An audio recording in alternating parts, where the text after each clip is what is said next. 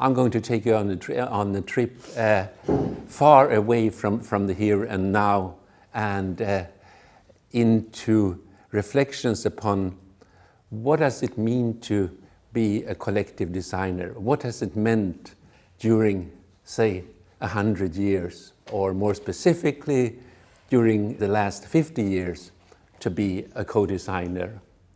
So the story is the story of co-design understood as the Scandinavian school of participatory design.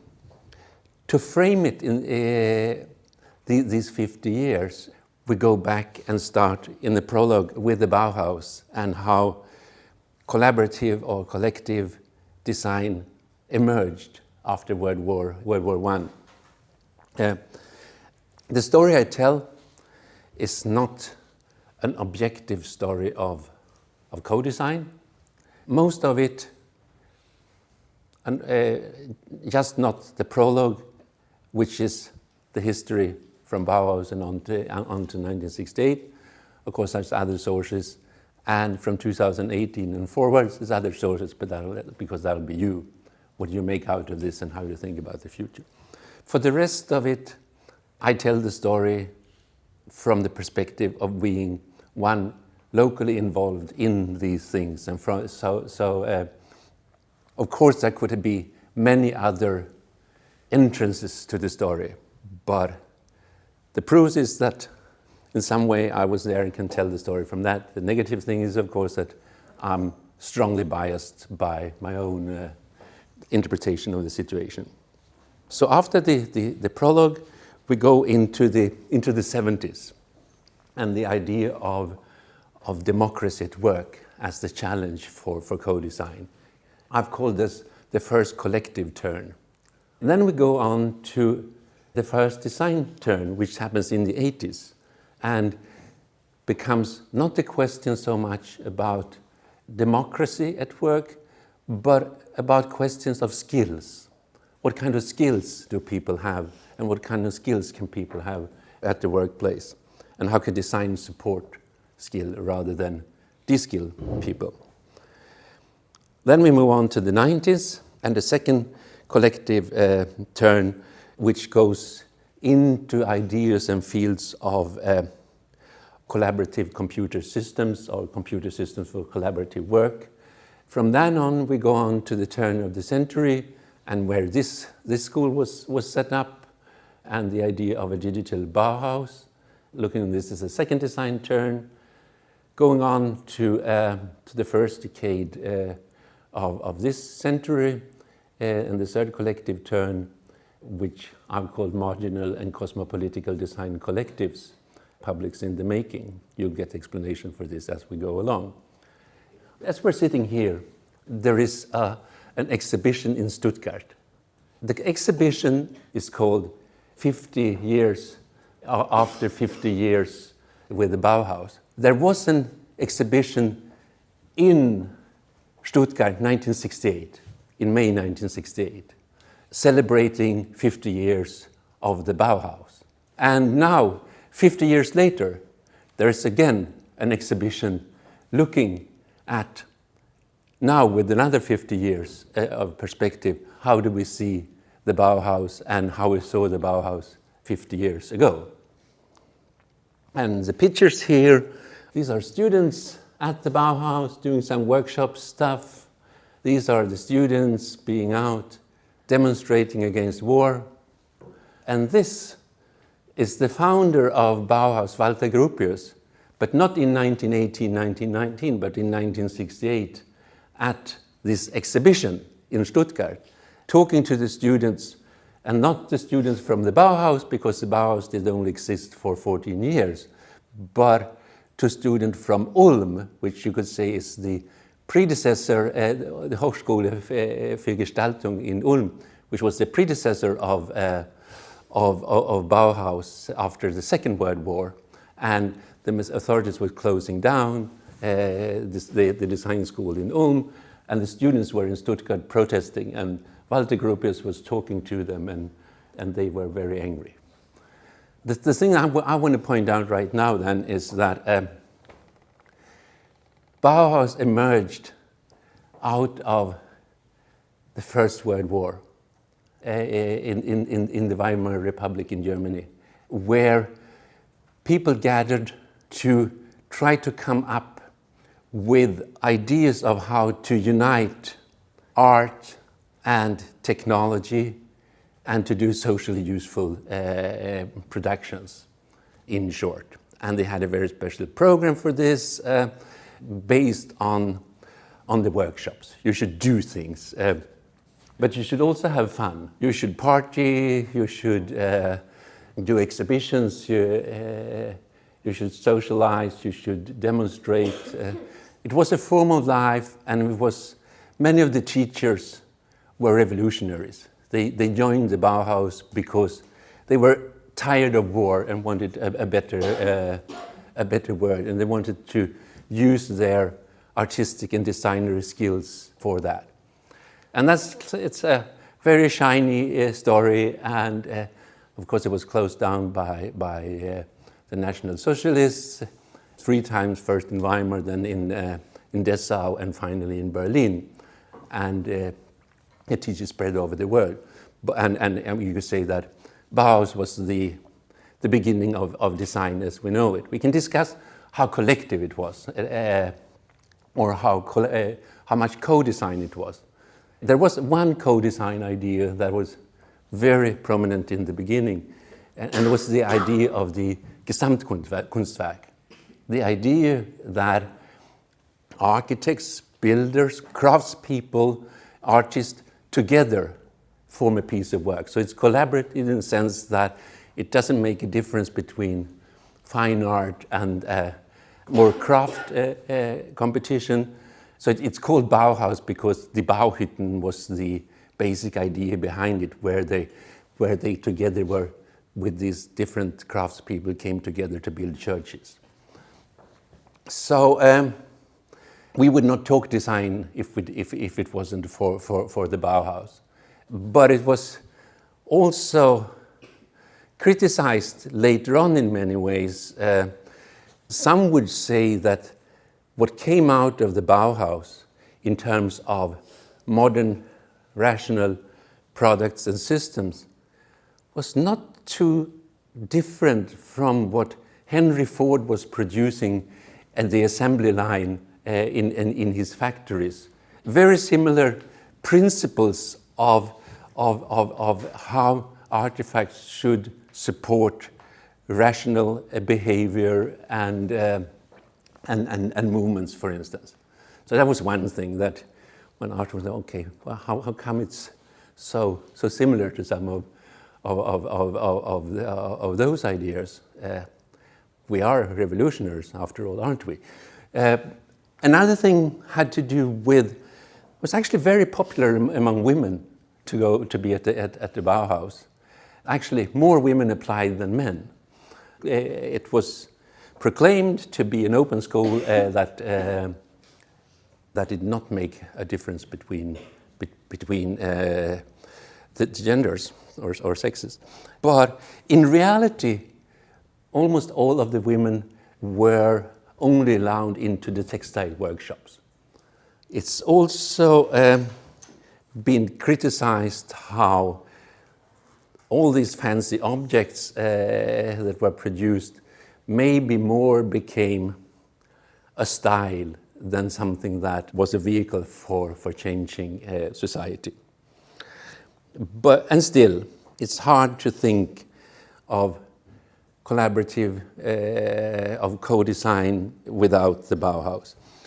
So this is a clip we can find on YouTube from people being at the Bauhaus exhibition 50 years after Bauhaus in 1968.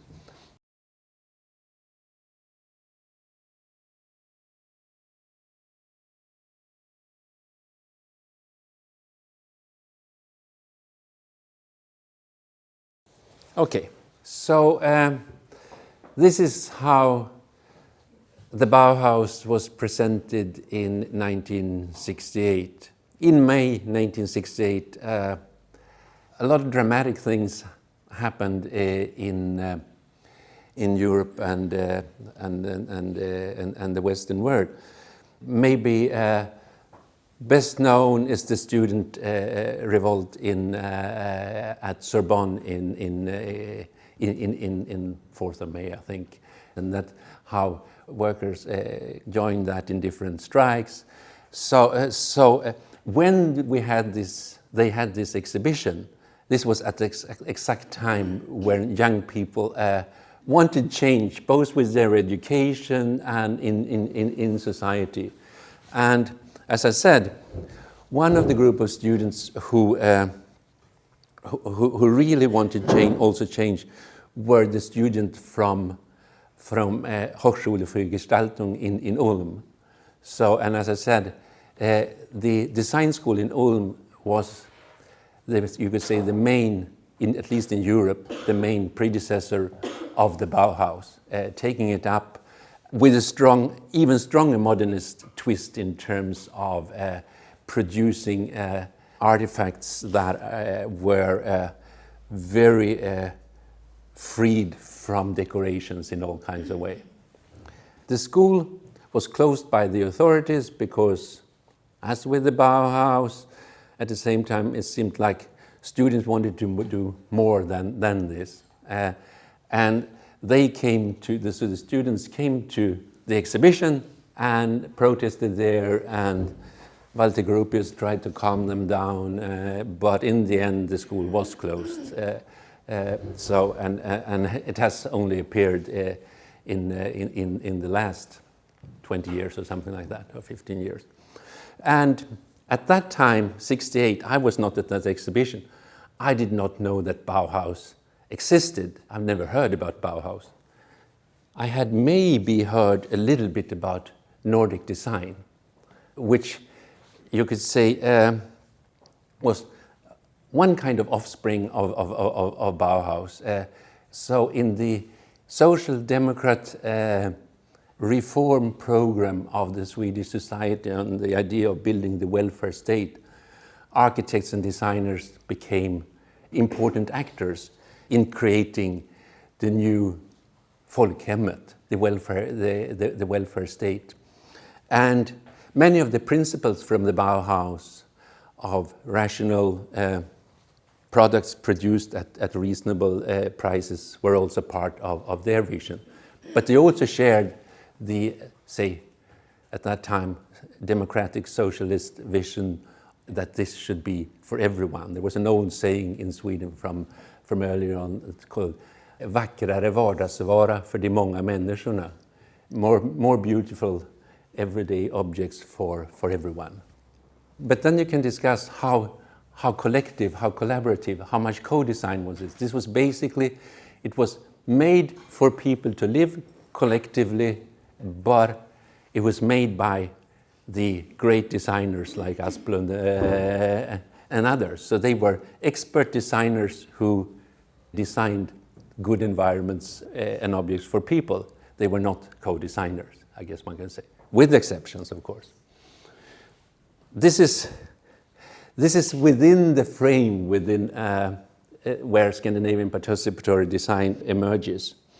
It emerges, you could say, from the espoused political ideas from Bauhaus of how art, technology, and politics should be united into one, and from Nordic design and the idea of a good design for everyone.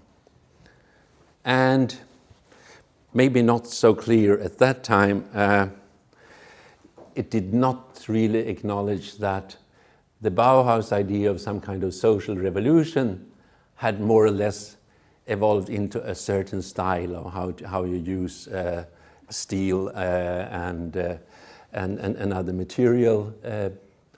And as I said, the art and technology merge has very much come to look like the Ford factory and the principles of Taylorism. And maybe it was less for the people, maybe still was for the people, but a very elitist program. And if you look at Nordic design and how designers were involved in social reforms, this was very much what we in Denmark think of as the white style. And all the houses and objects were appropriated by middle-class people like me or my parents.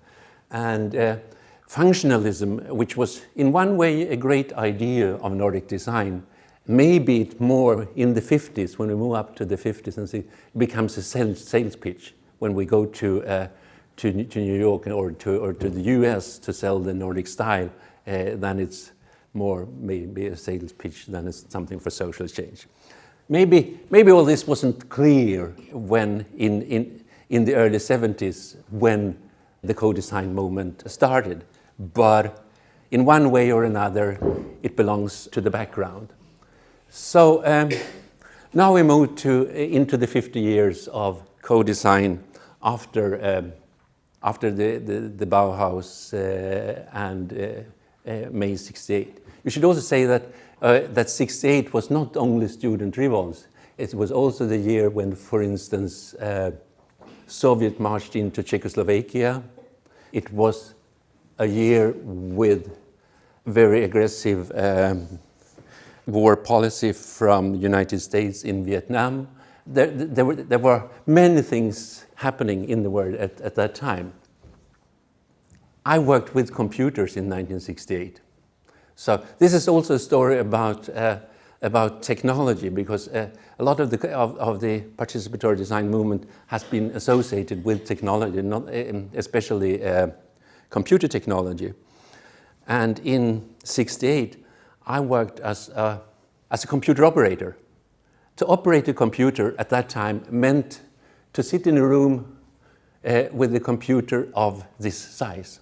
Or basically the computer would fill up the whole room, and you would have cards, and then you have a couple of tape stations, and the display were lamps in octal code, so you could do different commands to the computer. That is how the technology was at that time.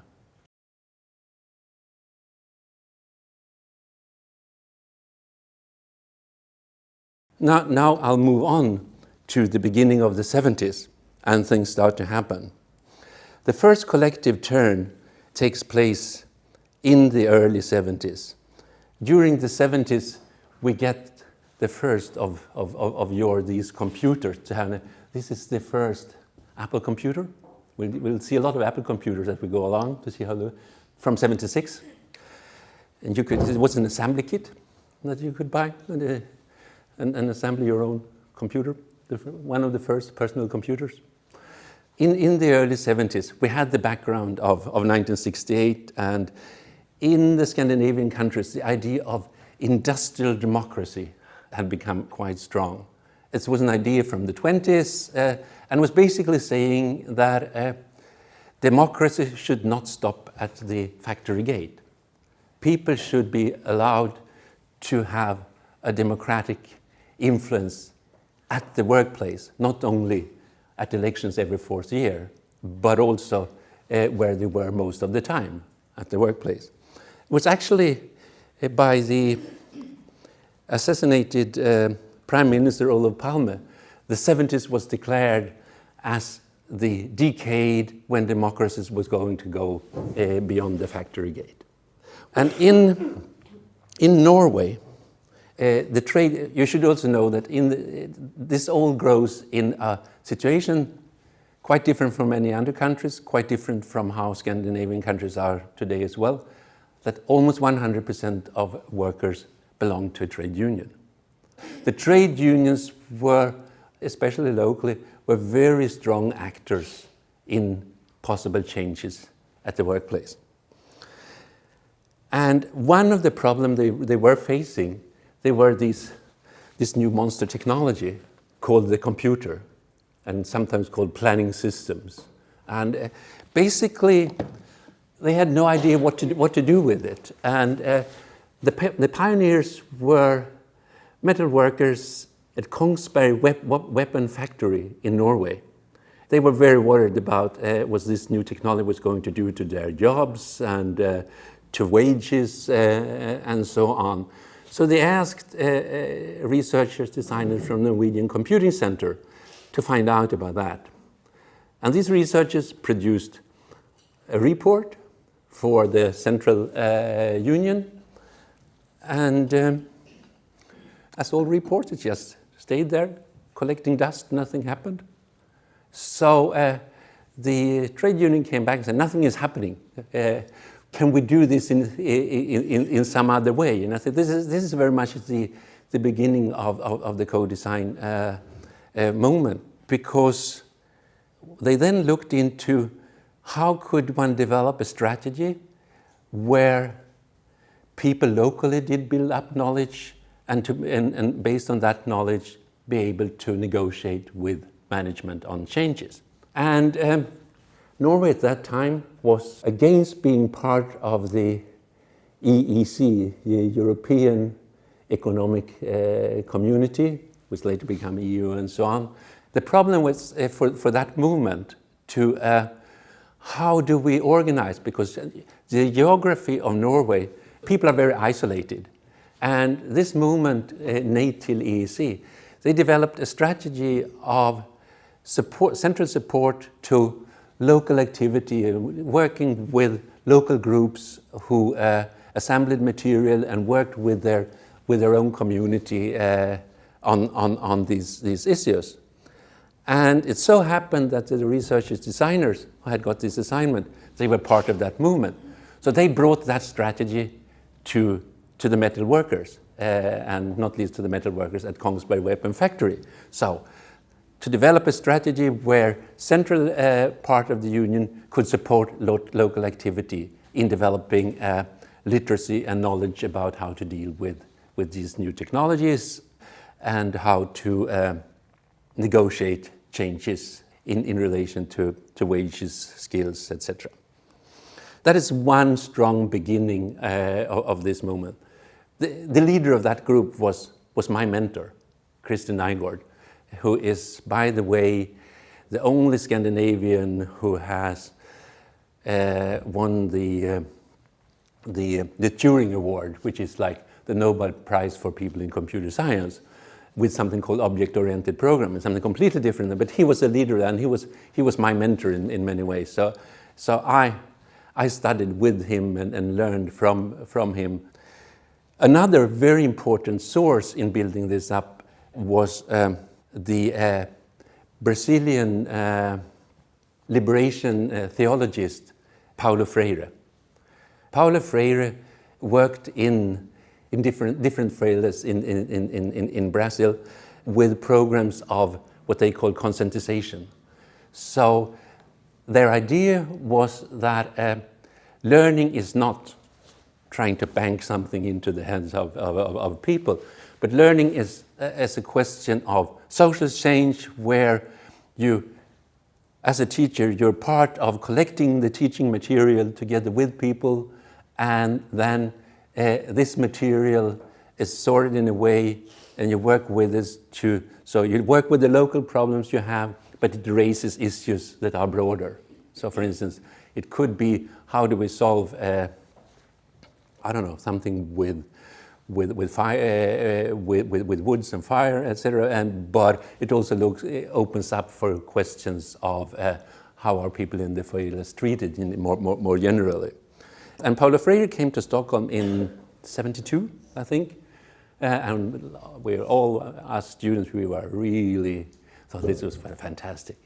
So that was another idea that became the pedagogy of the oppressed, as it was called, became the other cornerstone of what was happening. I'll talk to you about one of the cases.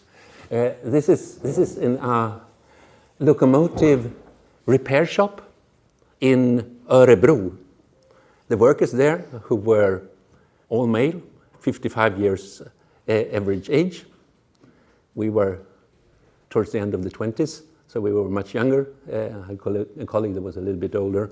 And they contacted us. We had a project called DEMOS, Democratic Planning and Control in Working Life, and a strategy based on the Norwegian experience and on Freire. So they contacted us and said that they had problem with a computer planning system called Isaklar, whatever that was.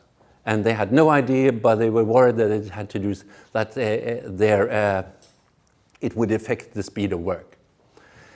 So we looked in, we came there and we talked about it, and we thought that was too narrow a problem. With the approach that we had, it has to be a much broader approach to reach something. And we talked, and we also thought that the leadership of the local union, they seemed to be very elitist. They were talking only themselves, and they were real social democrats that knew how things should be. So we demanded that there should be a public meeting with all the members, and we should present the project, and if they voted for it, we would do it. Okay, they agreed to do that, and came a meeting, and this is quite a few years before we had portable computers, but we had the overhead projector. And a stack of slides for the overhead projector, and presented. Talked. Then the board of the union asked the assembly if they voted for doing this, and everyone said yes, yeah, they voted for it. So we started. And so we met every second week, first at the plant or at the factory, starting to connect their issues with issues of technology, organization, and change, collaboratively building up knowledge around this. But as we moved on, the researchers, designers were not any longer allowed to meet at the factory, so we had to meet outside the factory at the union facilities outside, but that didn't really matter because it was quite a bit down the way. So when we've been working like 6 months, every fortnight, starting to work on alternative and how to go ahead with this, they asked us if we wanted to know why they went into this project. And they said first, they had commanded people to come to this meeting and vote for it. And secondly, they didn't understand shit of what we were saying. But we seemed like nice guys, so they thought they would give us a chance. But it took 6 months to earn that. And the reason to tell this story is that the trust-building part of going out with your stakeholders is really essential. And often you have to prove your worth. So one of the things, a few things that came out of these projects was this book. It's only in Swedish. Företagsstyrning och löntagarmakt, management, control, and wage earner power. So it was like, how do you write a book not for students at university, but for people at workplaces to work with their own issues? So that was the idea. It's the only book I've earned some money on. Because it's sold in 8,000 copies or something like that. And it was used in all over Scandinavia in trade unions, etc. But it was more used at universities, it turned out. And here's an example of the kind of things that the group in Örebro came up with. What kind of design is this, you can ask? It hasn't a product at all, but it has a process, and it says something like this. It all starts with the local union committee. Some issue comes up, like this new animal called Isaklar, and which they didn't know how to deal with. So they would set